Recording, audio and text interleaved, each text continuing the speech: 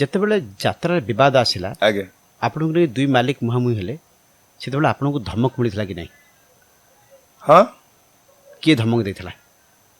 ଏମିତି କିଛି ବ୍ୟକ୍ତି ବିଶେଷ କ'ଣ କହିଥିଲେ? ଭଲରେ ବୁଝେଇଥିଲେ, ରାଗିକି ମଧ୍ୟ କହିଥିଲେ। ଫିଜିକାଲି ନା ଫୋନରେ? ନାଇଁ ସାମ୍ନା ସାମ୍ନି କେଉଁଠି ଦେଖାଇଥିଲେ? ଯାତ୍ରା ଟେଣ୍ଟ ପାଖରେ।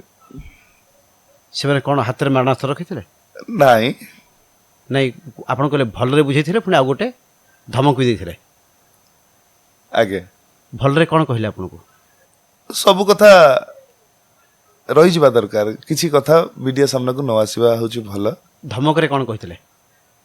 କ'ଣ କହିବେ, ଭଲରେ ବୁଝି ଯାଆନ୍ତୁ, ଏଇ ସବୁ ଯାହା ହୁଏ ନର୍ମାଲି। ଆପଣ ଡରିଗଲେ ବୋଧେ? ଦେଖନ୍ତୁ, ଡର ତ ନିହାତି ଲାଗିବ। ଆପଣଙ୍କୁ ଜଣେ ଅଚିହ୍ନା ମଣିଷ ଆସି ହଠାତ୍ କହିବ, ଡର ଲାଗିବନି? ଡର ତ ନିହାତି ଲାଗିବ। ପୁଣି ପର ପରିସ୍ଥିତିରେ ସବୁ ଚାଲେ। ହଁ, ସେ ଧମକଟା କ'ଣ ଥିଲା ଆକ୍ଚୁଆଲି? ଜୀବନରେ ମାରିଦେବା ପାଇଁ? ନାଇଁ, ଆଉ ବୁଝିଯିବା ପାଇଁ, ରାସ୍ତାରେ ସଫା କରିଦେବା ପାଇଁ? ନା ନା ନା ନା ନା ନା ନା ସେମିତି କେହି କହିନାହାନ୍ତି।